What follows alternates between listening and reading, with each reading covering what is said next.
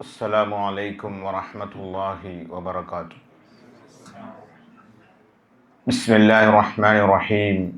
الحمد لله رب العالمين، والصلاة والسلام على رسوله الأمين وعلى آله وصحبه أجمعين، أما بعد. يا أيها الذين آمنوا اتقوا الله حق تقاته ولا تموتن إلا وأنتم مسلمون. سبحانك لا علم لنا إلا ما علمتنا إنك أنت العليم الحكيم. اللهم انفعنا بما علمتنا وعلمنا ما ينفعنا وزدنا علما نافعا. رب اشرح لي صدري ويسر لي أمري واحلل عقدة من لساني يفقهوا قولي. ഏറെ സ്നേഹം നിറഞ്ഞ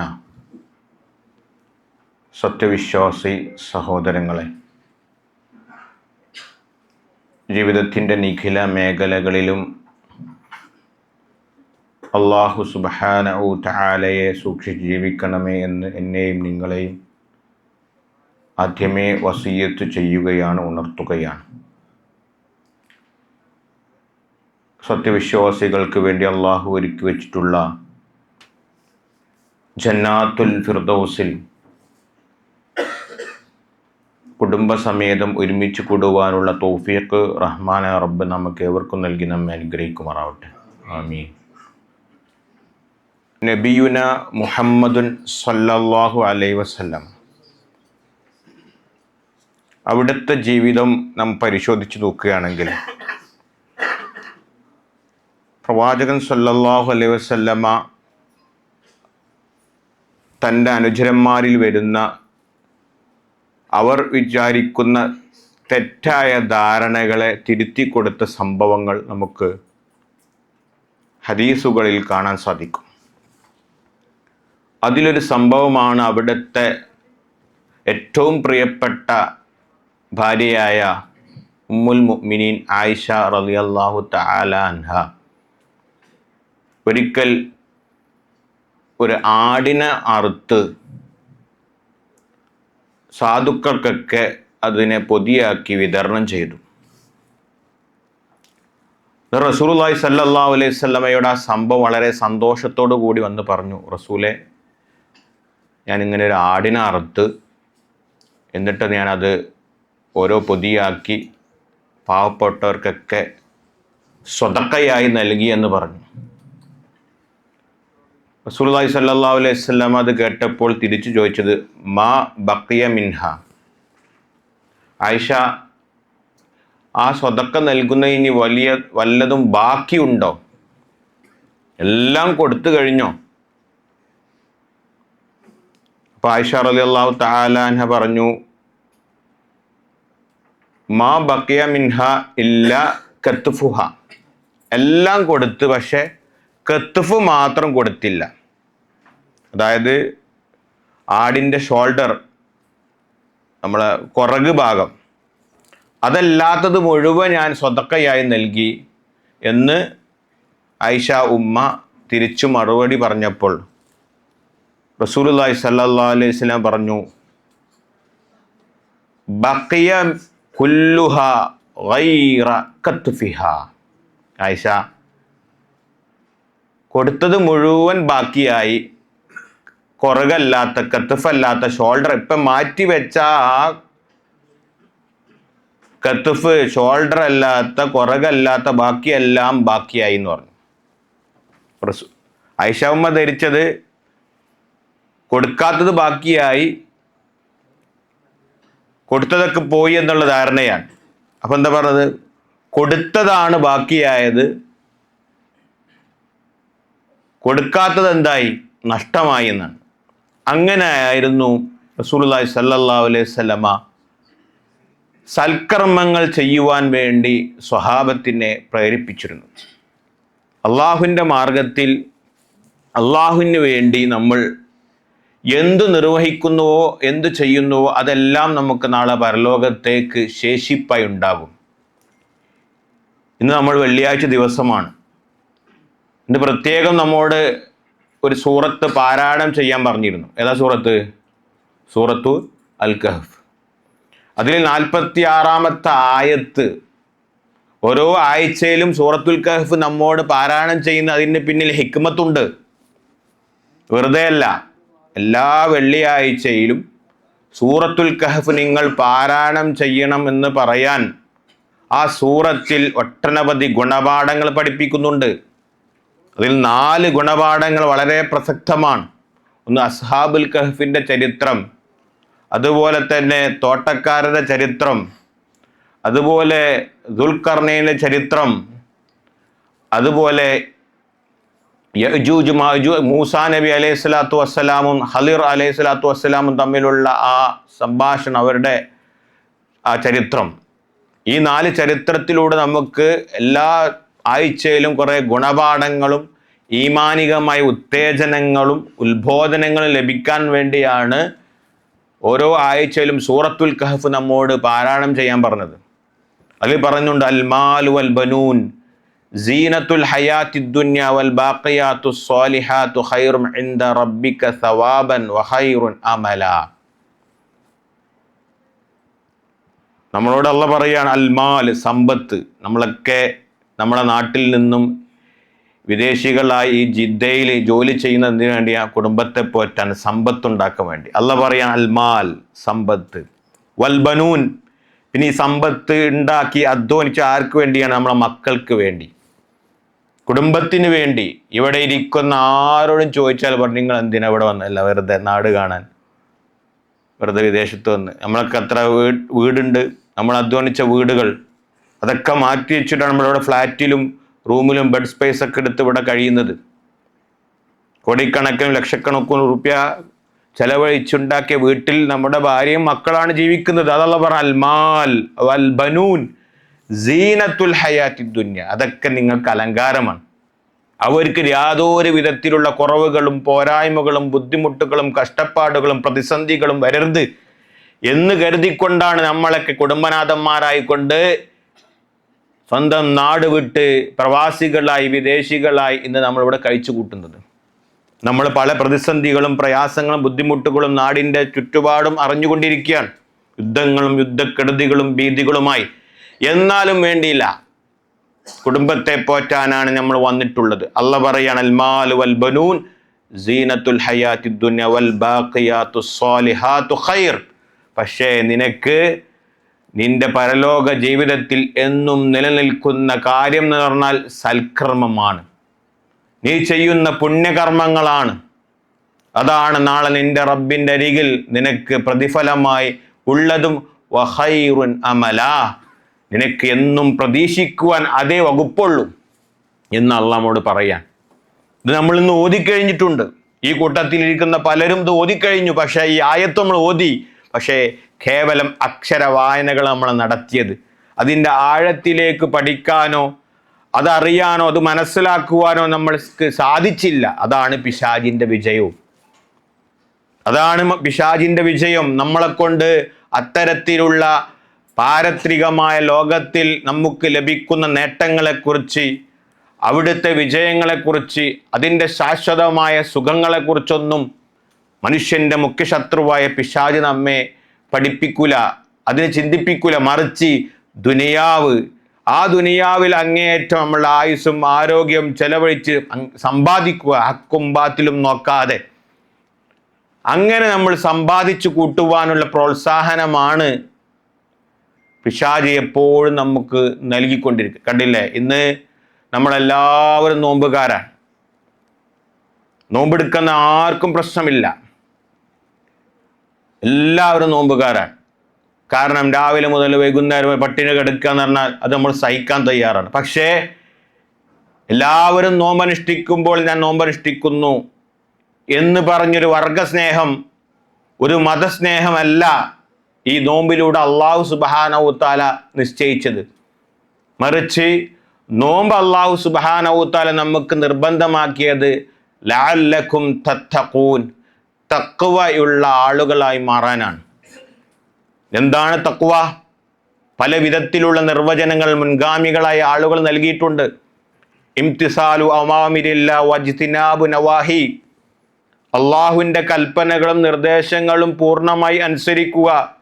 വജ്തിനാബു നവാഹി, അള്ള എന്തൊക്കെ നമ്മോട് ചെയ്യാൻ പാടില്ല എന്ന് പറഞ്ഞിട്ടുണ്ടോ അതെല്ലാം തന്നെ നമ്മുടെ ജീവിതത്തിൽ നിന്ന് പരിപൂർണമായി വെടിയുക. ചിലത് നല്ല, മുഴുവനായി വെടിയുക. എന്നാൽ ഇത്തഖുല്ലാ മസ്തതഅ്തുന, നിങ്ങൾക്ക് സാധിക്കുന്ന രൂപത്തിൽ പുണ്യങ്ങൾ ധാരാളമായി ചെയ്യുക. എന്നാലോ തെറ്റുകളും പാപങ്ങളും കുറ്റങ്ങളും നിങ്ങൾ പാടെ ഒഴിവാക്കണം, ഡിലീറ്റഡ് ആയിരിക്കണം. എന്നാൽ സൽക്കർമ്മങ്ങൾ നിങ്ങൾക്ക് നിങ്ങളുടെ ആരോഗ്യവും സമയവും കിട്ടുന്ന അനുസരിച്ച് പുണ്യങ്ങൾ മുന്നേറുക. പാപങ്ങൾ അങ്ങനെയല്ല.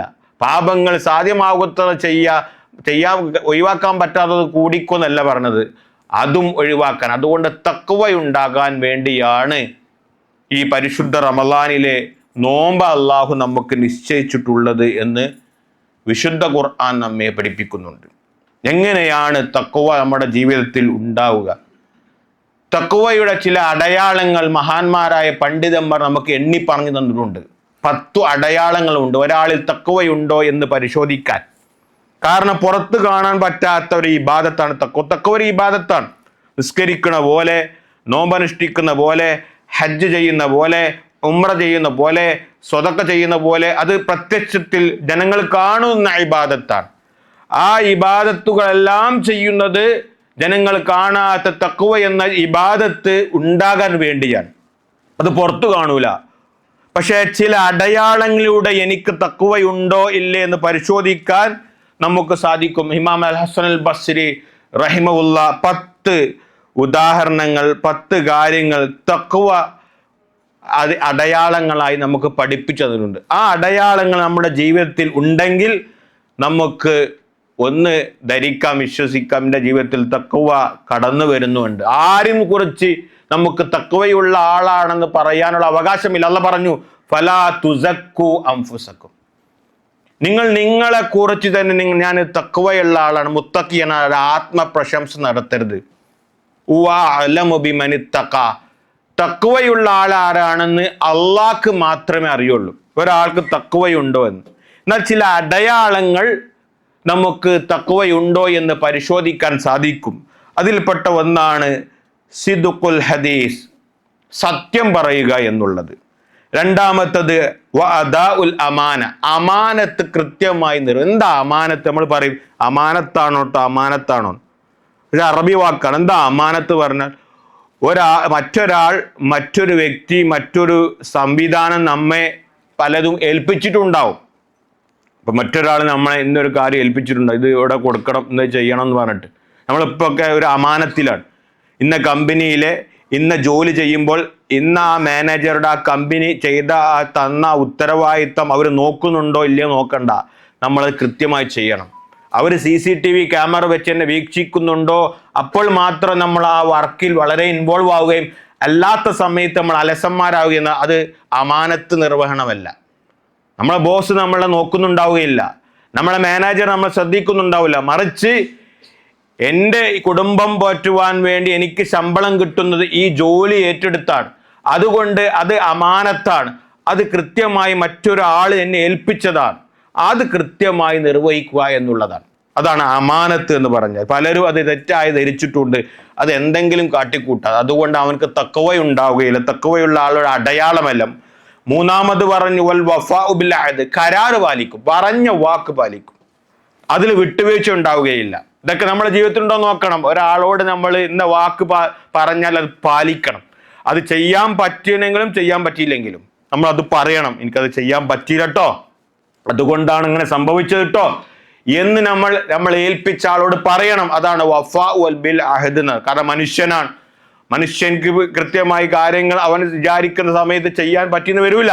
പക്ഷെ ഏൽപ്പിച്ച കാര്യങ്ങൾ, ആ കരാറുകൾ ലംഘിക്കാതെ പൂർണ്ണമായി നിർവഹിക്കുവാൻ വേണ്ടി പരിശ്രമം നമ്മൾ നടത്തണം എന്നാണ്. അതുപോലെ തന്നെ വഖില്ലത്തുൽ ഫഖ്രി വൽ ഖയലാ, ദുരഭിമാനവും അതുപോലെ അഹങ്കാരവും ഉണ്ടാകരുത്. ഒരിക്കലും അഹങ്കരിക്കുന്ന ആളുകളാവരുത്. ദുരഭിമാനം, മറ്റുള്ളവരെക്കാൾ ഞാൻ നല്ലവനാണ്, അതുപോലെ മേനി നടിക്കുക, അത് തഖ്വയുള്ള ആളുടെ അടയാളമല്ലാണ്. തഖ്വയുള്ള ആളുകൾക്ക് അങ്ങനത്തെ ഒരു സ്വഭാവം ഉണ്ടാവില്ല, അഹങ്കരിക്കുകയില്ല. കാരണം യാ യുന്നാസ് അൻതുമുൽ ഫുഖറാഉ ഇലല്ലാഹ് എന്ന് പറഞ്ഞു. അള്ളാഹ് പറഞ്ഞു ജനങ്ങളെല്ലാവരും വിളിച്ചു. ഇവിടെ എത്ര കോടീശ്വരൻ ഉണ്ടെങ്കിലും എല്ലാവരെയും അഭിസംബോധന ചെയ്തുകൊണ്ട് അള്ളാഹ് പറഞ്ഞു അയ്യുന്നാസ് അൻതുമുൽ ഫുഖറാഉ ഇലല്ലാഹ്, ഓ ജനങ്ങൾ നിങ്ങളൊക്കെ അള്ളാഹുവിലേക്ക് ഫക്കീറന്മാരാണ്. എന്താ ഫക്കീർ എന്ന് പറഞ്ഞാൽ? ഒന്നുമില്ലാത്തവനാണ്. ജനങ്ങളോട് കൈനീട്ടി ചോദിക്കാൻ പറ്റുന്ന സ്ഥാനമുള്ള ആളാണ് ഫക്കീർ എന്ന്. പക്ഷേ ഇവിടെ കോടിയുള്ള മനുഷ്യനെയും നോക്കി അള്ളാഹ് പറയാണ്, മനുഷ്യ നീ ഫക്കീറാണ്, നിനക്ക് സ്വന്തമായി ഒന്നും ചെയ്യാൻ സാധിക്കില്ല. നിനക്ക് എത്ര കോടി രൂപയുണ്ടെങ്കിലും നിന്റെ കാര്യങ്ങൾ ചെയ്യുവാൻ വേണ്ടി നിനക്ക് ഭാര്യ വേണം, അതുപോലെ നിന്റെ ബിസിനസ് നടത്താൻ നിനക്ക് തൊഴിലാളികൾ വേണം. ഒറ്റയ്ക്ക് നിന്റെ ശരീരം കൊണ്ടും മനസ്സുകൊണ്ടും നീ വിചാരിക്കുന്ന കാര്യങ്ങൾ ദുനിയാവിൽ നിനക്ക് നേടിയെടുക്കാൻ സാധിക്കില്ല, മറ്റുള്ളവരുടെ സഹായവും അതുപോലെ സപ്പോർട്ടും ഇല്ലാതെ. അതുകൊണ്ടാണ് പറഞ്ഞത് എന്ത്? ഫക്കീറന്മാരാണ്. അതുകൊണ്ട് നമ്മൾ ഒന്നുമല്ല എന്നുള്ള ധാരണ നമ്മളെ മനസ്സിൽ എപ്പോഴാണോ വരുന്നത് അപ്പോൾ നമ്മളുടെ മനസ്സിൽ നിന്നും കിബർ ഇല്ലാതായി മാറും. അതുപോലെ വസിലത്തുർ റഹം, കുടുംബബന്ധം നമ്മൾ ചേർക്കണം. കുടുംബബന്ധം, രക്തബന്ധമുണ്ട്, അതുപോലെ തന്നെ ആദർശബന്ധമുണ്ട്, അതുപോലെ മറ്റുള്ള ബന്ധം, അതൊക്കെ നമ്മൾ കൃത്യമായി നടക്കണം? ആ കുടുംബ ബന്ധം ചേർത്ത് നടക്കണം. ഒരു കുടുംബക്കാരോടും തെറ്റി നടക്കുന്ന ഒരു അവസ്ഥ ഉണ്ടാവാൻ പാടില്ല. അതുപോലെ തന്നെ പിണങ്ങി നടക്കുന്ന അവസ്ഥ ഉണ്ടാവാൻ പാടില്ല. അതുപോലെ തന്നെ അസൂയയും വിദ്വേഷവും വൈരാഗ്യവും മനസ്സിൽ കൊണ്ട് നടക്കാൻ പാടില്ല. അപ്പോഴൊക്കെ കുടുംബത്തെ നമ്മൾ പിണങ്ങി നിൽക്കുകയാണ്. അപ്പൊ കുടുംബ ബന്ധം ചേർക്കുന്നവന്റെ അടയാളമാണ് തഖ്വയുണ്ടാവുക എന്നുള്ളത്. അതുപോലെ തന്നെ അതുപോലെ തന്നെ പാവപ്പെട്ട ആളുകളോട്, ദുർബലരായ സമൂഹത്തിൽ വളരെ പട്ടിണിയിലും അതുപോലെ തന്നെ ദാരിദ്ര്യത്തിലും കഴിയുന്ന ആളുകളോട് കാരുണ്യമുള്ള സ്വഭാവമുള്ള ആളായിരിക്കും. അവർക്ക് വേണ്ടി വല്ലതും ചെയ്തു കൊടുക്കാൻ വേണ്ടി എന്നും അതിനു വേണ്ടി സേവനം ചെയ്യുവാനുള്ളൊരു മനസ്സുണ്ടായിരിക്കും. അതാണ് പിന്നെ പറഞ്ഞു വബദലുൽ മഅറൂഫ്, തനിക്ക് സ്വന്തമായി കൊണ്ട് ഒരാളുടെ പ്രശ്നങ്ങൾ പരിഹരിക്കാൻ സാധിക്കണമെങ്കിലും തനിക്ക് ബന്ധമുള്ള സമ്പത്തുള്ള ഇതിനൊക്കെ ചെയ്തു കൊടുക്കാൻ കഴിവുള്ള ആളെ നമ്മൾ കോണ്ടാക്ട് ചെയ്ത് ഇന്നൊരു മനുഷ്യൻ ഇന്നൊരു വിഷയമായി വന്നിട്ടുണ്ട്, നിങ്ങൾക്ക് വല്ലതും ചെയ്തു കൊടുക്കാൻ കഴിയോ എന്നുള്ള ശുപാർശ നൽകുവാൻ, അങ്ങനെ മനുഷ്യന്മാർക്ക് സ്വന്തം മറ്റുള്ളവർക്ക് ആവശ്യങ്ങൾ നിറവേറ്റി കൊടുക്കാൻ സാധിച്ചിട്ടില്ലെങ്കിലും മറ്റുള്ളവരോട് ശുപാർശ നടത്തി മറ്റുള്ളവരുടെ പ്രശ്നങ്ങൾ ഇടപെട്ട് അവർക്ക് അതിനുള്ള പരിഹാരങ്ങൾ ചെയ്തു കൊടുക്കുവാൻ ഒരു മനസ്സുണ്ടാവുക എന്നുള്ളതും അത് തഖ്വയുള്ള ആളുകളുടെ വിശേഷണമായി കൊണ്ട് പറയുകയാണ്. അതുപോലെ തന്നെ വഹ്സുനുൽ ഖുൽഖ്, സൽ സ്വഭാവിയായിരിക്കും, നല്ല സ്വഭാവമുള്ള ആളായിരിക്കും. വസഅത്തുൽ ഹിൽമ്, നല്ല സഹനശീലമുള്ള ആളായിരിക്കും, വിശാലമായ മനസ്സുണ്ടാകും, സ്വബറുള്ള ആളായിരിക്കും. വത്തിബാഉൽ ഇൽമ്, ശരിയായ അറിവും വിശുദ്ധ ഖുർആനും തിരുസുന്നത്തും അനുസരിച്ച് അള്ളാഹും റസൂലും എന്തൊക്കെ പഠിപ്പിച്ചിട്ടുള്ളോ അതെല്ലാം ജീവിതത്തിൽ പാലിച്ചുകൊണ്ട് അത് അനുസരിച്ചുകൊണ്ട് ജീവിക്കുന്ന ആളുകളായിരിക്കും തഖ്വയുള്ള. അതുകൊണ്ട് തഖ്വ എൻ്റെ ജീവിതത്തിൽ ഉണ്ടോ എന്നുള്ള ഈ 10 കാര്യങ്ങൾ, ഈ 10 അടയാളങ്ങൾ നമ്മുടെ ജീവിതത്തിൽ ഉണ്ടെങ്കിൽ തഖ്വയുണ്ട് എന്ന് നമുക്ക് മനസ്സിലാക്കാൻ സാധിക്കും.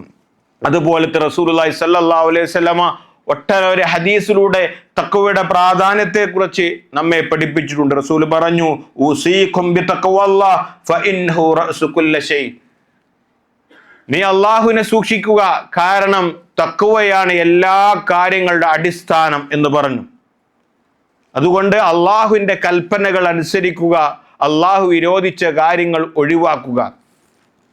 അങ്ങനെയുള്ള ജീവിതം നമ്മുടെ ജീവിതത്തിൽ ഉണ്ടെങ്കിൽ തഖ്വയുടെ ഉള്ള ആളുകളായി നമുക്ക് മാറാൻ സാധിക്കും. ഒരു കവി പാടിയതുപോലെ ഖല്ലി ദുനൂബ സഈറഹാ വകബീറഹാ ദാക തുഖാ, ചെറുതും വലുതുമായ എല്ലാ തെറ്റുകളും പാപങ്ങളും നീ ഒഴിവാക്കുക എന്നുള്ളതാണ് തഖ്വ. ചെറുതും വലുതുമായ മുഴുവൻ പാപങ്ങളും തെറ്റുകുറ്റങ്ങളും ഒഴിവാക്കുക എന്നുള്ളതാണ് തഖ്വ.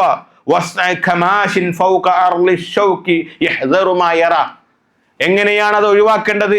നീ ഒരു വഴിയിലൂടെ നടന്നു പോവാൻ, ആ വഴി നിറയെ കുപ്പിച്ചില്ലുകളും മുള്ളുകളുമുള്ള വഴിയാണ്. ആ വഴി കടന്നു പോകണം നിന്റെ ലക്ഷ്യസ്ഥാനത്ത് എത്തണമെങ്കിൽ. അപ്പൊ ആ വഴിയിലൂടെ നീ നിന്റെ ശരീരത്തിലേക്ക് ഒരു മുള്ള് തറക്കാതെ, ഒരു കുപ്പിച്ചില്ല് കാലിലേക്ക് തറക്കാതെ എത്ര സൂക്ഷ്മമായിക്കൊണ്ടാണ് ഓരോ സ്റ്റെപ്പും ആ വഴിയിലൂടെ നീ വെക്കുക. അങ്ങനെയായിരിക്കണം ഈ ദുനിയാവിലെ ജീവിതത്തിൽ തിന്മകളും പാപങ്ങളും തെറ്റുകുറ്റങ്ങളും നിന്റെ മുമ്പിൽ കടന്നു വരുമ്പോൾ, അത് ദേഹേച്ഛകൾ, മനസ്സിന്റെ ദേഹേച്ഛകളും നിന്റെ മുൻപിൽ കടന്നു വരുമ്പോൾ, ഒരു മനുഷ്യൻ നിറയെ മുള്ളും കുപ്പിച്ചില്ലുമുള്ള ഒരു വഴിയിലൂടെ നടന്നു പോകുമ്പോൾ അവന്റെ കാലിൽ ആ കുപ്പിച്ചില്ലുകളും മുള്ളുകളും തറക്കാതെ എത്രമാത്രം ഓരോ സ്റ്റെപ്പും സൂക്ഷ്മതയോട് കൂടി വെക്കുന്നുണ്ടോ, അപ്രകാരം നീ നടന്നു പോകുന്നതിനാണ് തഖ്വ എന്ന് പറയാ. ലാ തഹ്ഖിറന്ന സഈറത്തൻ, ഒരു ചെറിയ തിന്മ പോലും നീ ചെറുതായി കാണരുത്.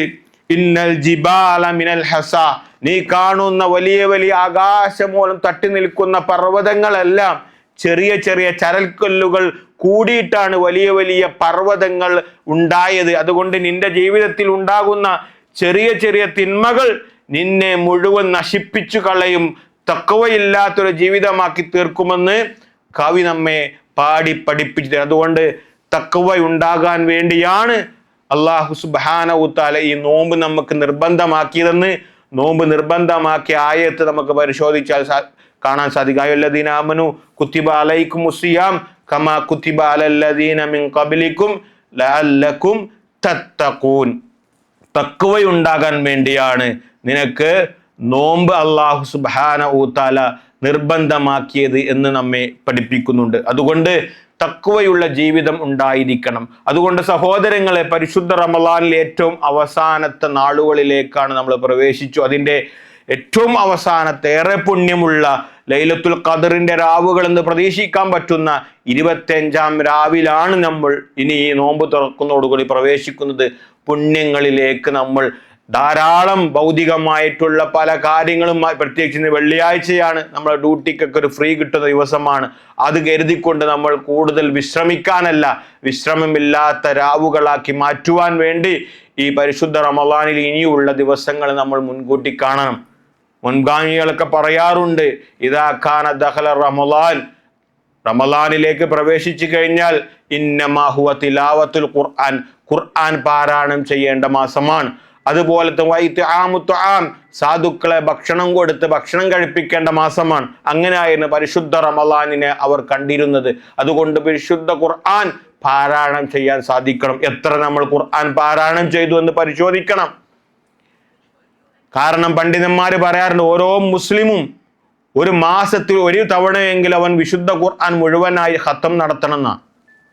അത് അവൻ്റെ മേൽ നിർബന്ധമാണ് എന്നൊക്കെ പണ്ഡിതന്മാർ പറഞ്ഞിട്ടുണ്ട്. അത്രമാത്രം പുണ്യമുള്ള, അത്രമാത്രം ഗൗരവമുള്ള വിഷയമാണ് പരിശുദ്ധ ഖുർആൻ പാരായണം ചെയ്യുക എന്നുള്ളത്. എന്നാൽ അറിയോ, പരിശുദ്ധ ഖുർആനിൽ സൂറത്തുണ്ട്. ആ സൂറത്ത് ഒരു തവണ ഓതിയാൽ ഖുർആനിൽ നിന്ന് 10 ജുസ് ഓതിയ പ്രതിഫലമാണ്. അത് 2 തവണ ഓതിയാൽ ഖുർആനിൽ നിന്ന് 20 ജുസ് ഓതിയ പ്രതിഫലമാണ്. അത് 3 തവണ ഓതിയാൽ ഖുർആൻ മുഴുവൻ ഓതിയ പ്രതിഫലമാണ്. ഏതാ സൂറത്ത്? സൂറത്തുൽ ഇഖ്ലാസ്. ഖുൽ ഹുവല്ലാഹു അഹദ് അല്ലാഹു സമദ് ലം യലിദ് വലം യൂലദ് വലം യകുൽ ലഹു കുഫുവൻ അഹദ് എന്ന് ഓതിക്കഴിഞ്ഞാൽ 10 ജുസ് ഓതിയ പ്രതിഫലമാണ്. റസൂലുള്ളാഹി സ്വല്ലല്ലാഹു അലൈഹി വസല്ലം അങ്ങനെ പറയുന്നു, ഫഇന്നഹ തഅദിലു സുലസൽ ഖുർആൻ, അത് ഖുർആനിന്റെ 1/3. അതായത് ഒരു തവണ ഓതിക്കഴിഞ്ഞാൽ ഖുർആനിന് 3 ആക്കിയെന്നാണ് 30 ജുസ്. ആ 30 ജുസിൽ നിന്ന് 3 ആക്കിയെന്നാണ് 1/3, 10 ജുസ് ഓതിയ പ്രതിഫലമാണ് ഒരു തവണ ഖുർആനിലെ സൂറത്തുൽ ഇഖ്ലാസ് ഓതിയാൽ. അത് പ്രതിഫലം അങ്ങനെ തന്നെ കിട്ടുമെന്ന് ഉലമാക്കൾ നമ്മെ പഠിപ്പിക്കുന്നു. അതുകൊണ്ട് അങ്ങനെ പുണ്യങ്ങൾ വാരിക്കൂട്ടുവാനും ഈമാനോടുകൂടി ഇഖ്ലാസോടുകൂടി അല്ലാഹു സുബ്ഹാനഹു തആല റസൂലും പഠിപ്പിച്ചുകൊണ്ട്, മൻ സ്വാമ റമളാന ഈമാനൻ വഹ്തിസാബൻ ഉഫിറ ലഹു മാ തഖദ്ദമ മിൻ ദംബിഹി മൻ ഖാമ ഫി റമളാന ഈമാനൻ വഹ്തിസാബൻ ഉഫിറ ലഹു മാ തഖദ്ദമ മിൻ ദംബിഹി മൻ ഖാമ ലൈലത്തുൽ ഖദർ ഈമാനൻ വഹ്തിസാബൻ ഉഫിറ ലഹു മാ തഖദ്ദമ മിൻ ദംബിഹി. എവിടെ ഈമാൻ വേണം. അതുകൊണ്ട് ഈമാൻ ശരിയായെങ്കിൽ മാത്രമാണ് നമ്മുടെ കർമ്മങ്ങൾ അല്ലാഹു സുബ്ഹാനഹു തആല പൂർണ്ണമായി സ്വീകരിക്കും. അതുകൊണ്ട് അള്ളാഹുൽ അചഞ്ചലമായി വിശ്വസിച്ച് അവനെ മാത്രം പ്രാർത്ഥിച്ച് അവനോട് വഴിപ്പെട്ട് അവനോട് മാത്രം നമ്മളുടെ പ്രശ്നങ്ങളും പ്രയാസങ്ങളും പറയുക. അവനെ വിളിച്ച് പ്രാർത്ഥിക്കുക. അതാണ് ഈമാൻ, അള്ളാഹുൽ അചഞ്ചലമായ വിശ്വാസം. ആ ഈമാൻ ഉണ്ടെങ്കിൽ മാത്രമാണ് ഈ പറയുന്ന നോമ്പും ഈ പറയുന്ന ഹജ്ജും ഈ പറയുന്ന എല്ലാ സൽക്കർമ്മങ്ങളും അള്ളാഹു സ്വീകരിക്കും. അതുകൊണ്ട് ഈമാനോട് കൂടി ഇഖ്ലാസോട് കൂടി അള്ളാഹു എൻ്റെ ഈ കർമ്മങ്ങളൊക്കെ സ്വീകരിക്കട്ടെ എന്നുള്ള കൃത്യമായ പ്രാർത്ഥനയോട് കൂടി അവനെ മാത്രം പ്രാർത്ഥിച്ച് അവനോട് മാത്രം സഹായം ചോദിച്ച് എല്ലാ വിഷയങ്ങളും അവൻ്റെ മുമ്പിൽ അവലാദികളും വ്യവലാദികളും റബ്ബിൻ്റെ മുമ്പിൽ പറഞ്ഞുകൊണ്ട് യഥാർത്ഥ മുത്തഖീങ്ങളായി മുവഹിദീങ്ങളായി മാറുവാൻ വേണ്ടി നമ്മളേവരും പരിശ്രമിക്കുക. അല്ലാഹു സുബ്ഹാനഹു വ തആല നമ്മുടെ പരിശുദ്ധമായ റമളാനിലെ നോമ്പും മറ്റു സൽക്കർമ്മങ്ങളും നമ്മിൽ നിന്നും സ്വീകരിക്കുമാറാവട്ടെ. അല്ലാഹുമ്മ റബ്ബനാ ആതിനാ ഫിദ് ദുനിയ ഹസന വഫിൽ ആഖിറതി ഹസനത വഖിനാ അദാബന്നാർ. സുബ്ഹാനകല്ലാഹി ബിഹംദിക അശ്ഹദു അൻ ലാ ഇലാഹ ഇല്ലാ അൻത അസ്തഗ്ഫിറുക വ അതൂബു ഇലൈക്. അസ്സലാമു അലൈക്കും വറഹ്മത്തുള്ളാഹി വബറകാതുഹു.